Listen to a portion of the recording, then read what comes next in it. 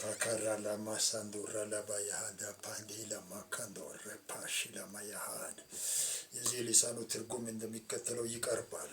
ኢትዮጵያውያን ዛሬም ቢሆን በኢትዮጵያ ውስጥና ከሀገር ውጭ ያላችሁ ሁላችሁ እግዚአብሔርን አመስግኑ። እግዚአብሔር ስሙ ለዘላለም የተመሰገነ ይሁን።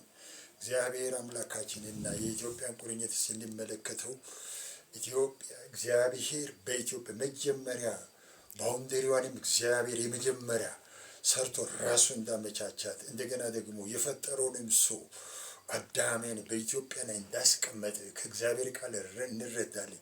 ይህ ብቻ ሳይሆን በምስራቅ ኢትዮጵያ በኩል ገልፍ ኦፍ ኤደን ዛሬ በሚባልበት እዛ ላይ ገነትን ተክሎ ይህን የፈጠረውን ሰው እዛ እንዳስቀመጠ እንደገና ደግሞ አዳም ሔዋንን እዛ እንደነበሩ ከእግዚአብሔር ቃል መረዳት እንችላለን። ስለዚህ የኢትዮጵያ ቁርኝት ገና ከስነ ፍጥረት ጊዜ ጀምሮ ያለ ነገር ስለሆነ ኢትዮጵያና አምላካችንን እግዚአብሔር ኢንቲሜትሊ ሪሌሽናችን በጣም የጠበቀ መሆኑን ከእግዚአብሔር ቃል መረዳት እንችላለን። ስለዚህ እግዚአብሔር አምላካችን የተመሰገነ ይሁን።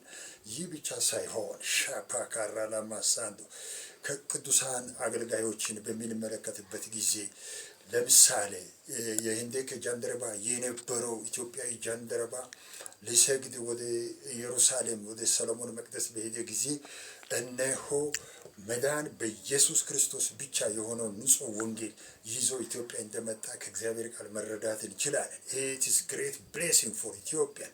ይህ ብቻ ሳይሆን ደግሞ ሐዋርያው ማቴዎስ ከክርስቶስ ጋር የነበረ የክርስቶስ ደቀ መዝሙር የነበረ በኢትዮጵያ መጥቶ ወንጌል ሲሰራ እንደነበረ በሰሜን ኢትዮጵያ አልፎ እስከ ሚድል ድረስ ሲሰራ እንደነበረ ከእግዚአብሔር ቃል መረዳት እንችላለን። it's great place። ይህ ብቻ ሳይሆን ቅድስት ድንግል ማርያምም ኦሪጂናሊቷ ኢትዮጵያዊ እንደሆነች ከዛ ደግሞ ሰሎሞን ቤተ መቅደስ ሄዳ እዛው ቤተ መቅደስ ውስጥ ጌታን እያገለገለች እንደቆየች እግዚአብሔር መልአክ መጥቶ እንደተናገራትና ወንድ ልጅ በመንፈስ ቅዱስ ጸንሳ እንደምትወልድ ጌታችን እንደምትወልድ እንደተነገረ ከእግዚአብሔር ቃል መረዳት እንችላለን። ስለዚህ እኛ ከኢትዮጵያውያን ከክርስቶስ ጋር ከእግዚአብሔር ጋር ያለን ሪሌሽናችን በጣም የጠበቀ ነው። ስለዚህ 47 ጊዜ በእግዚአብሔር ቃል ስለ እግዚአብሔር ስለ ኢትዮጵያ የተነገረው የተጻፈው ሁሉ እውነታ ነው። እኛ እንደ ሌሎች ሀገራት ስላልሆንን በእግዚአብሔር እይታ ውስጥ ያለን በእግዚአብሔር እጅ ውስጥ ያለን እግዚአብሔር ከኛ ጋር ያለን የተቀደስን የተባረክን ሀገሮችና ሕዝቦች ስለሆንን እግዚአብሔር እየተመሰገነ ይሁን። ሌላኛው ደግሞ አሁኑ ጊዜ ብዙ በመንፈሳዊ ነገር የኢትዮጵያን ኢሜጅ ያበላሹት ነገሮችን እግዚአብሔር ደግሞ ከምድሪቷ ላይ ሊመታ የእግዚአብሔር እጅ ስለተለቀቀ በረከታችንን የዋጠውን ዘንዶን እግዚአብሔር ስለወጋው ባህር ውስጥ ያለውን የእባቦችን ራስ ቀጠቀጥ እንደገና ደግሞ የዘንዶንም ራስ ወጋ ለኢትዮጵያ ምግባቸውን ሰጠ ተብሎ በረከታችን እግዚአብሔር ስለለቀቀልን ዘንዶ ስለተወጋ መንፈሳዊ በረከታችን እግዚአብሔር ስለለቀቀልን ይህ ዝም ብሎ በሃይማኖት ሽፋን የሚደረጉ እነዚህ ሌብነት፣ ማጭበርበር፣ ዝርፊያዎችን እግዚአብሔር ሊመታ ጅራፉን ይዞ አይደለም ከቤተ መቅደስ አይደለም ከቤተ ክርስቲያን ከሀገር ሊያጠፋ ይህንን ስፕሪት ሊመታው እግዚአብሔር ስለመጣ የእግዚአብሔር ስም የተመሰገነ ይሁን።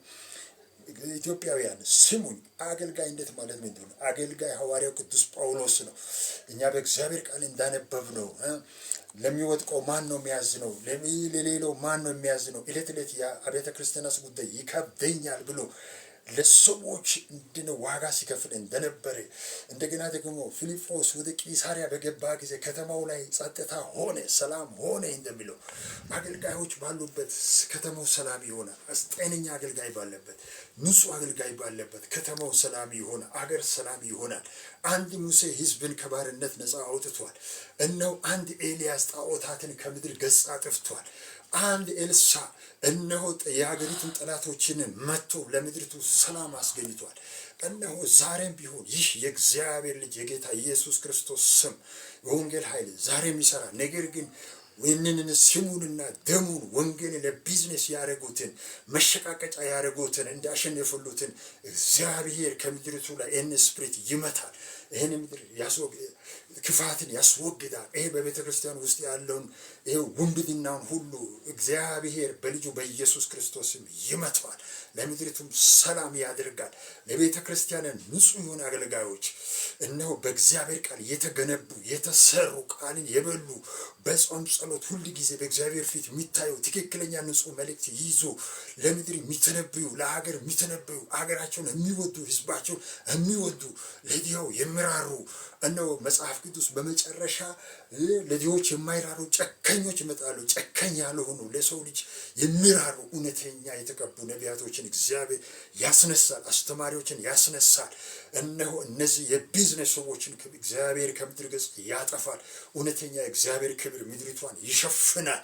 ይህንን ተነብያለሁ፣ የሰማሁትን እናገራለሁ። ኢትዮጵያ ገና ወደ ገናናነቷ ትመለሳለች።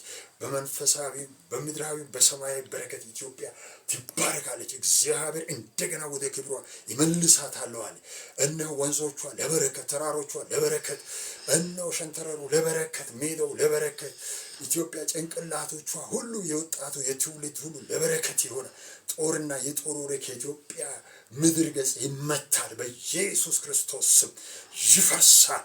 ወንድም ወንድሙን ገሎ የሚጨፍርበት ይሄ ጥንት የአዳም ቤት የነበረው ቃይል አቤልን ገሎ እነሆ ከዛ የመጣ የአዳማዊነት መንፈስ በኢየሱስም ከኢትዮጵያ ጭንቅላት ተመታ። ዛሬም ቢሆን ሰላም ሆነ፣ እረፍት ሆነ፣ ፍቅር ሆነ፣ መያያዝ ሆነ፣ አብሮ ማደግ መበልጸግ ሆነ። ሙስና፣ ዘረኝነት፣ ክፋት፣ ተንኮል፣ ማጨበርበር በጌታ በኢየሱስ ክርስቶስ ስም ከምድሪቱ ላይ ተመነጠረ። የእግዚአብሔር ክብር በምድራችን ተገለጠ። ብልጽግና በረከቷ እንደገና በብርሃን ፍጥነት ይቀጥላል። ስፔስ ሳይንሱ ሁሉ በኢየሱስ ክርስቶስም ለአየራችን በስፔስ ሳይንስ ምርምር ለበረከት ይሆናል። ምድራችን ለበረከት ይሆናል። ቶጳዚዮ በኢትዮጵያ ብርቂ ማዕድን ከኢትዮጵያ ከተለያዩ አካባቢዎች እነሆ ይወጣል። ኤክስፕሎይት እናደርጋለን። በዓለም አንደኛ ገናና ሀገር እንደነ አሜሪካ እንደ ቻይና በልጣ ዓለምን የሚገዛ ድሮ ዓለምን የሚገዛ እነ ከዶላር በልጦ ዓለምን የሚገዛ ሀገር ትሆናለች። እግዚአብሔር ለአንዴና ለመጨረሻ ፊቱን ወደ ኢትዮጵያ መልሷል። ደስ ይበላችሁ፣ አመስግኑ በጌታ በኢየሱስ ስም አሜን።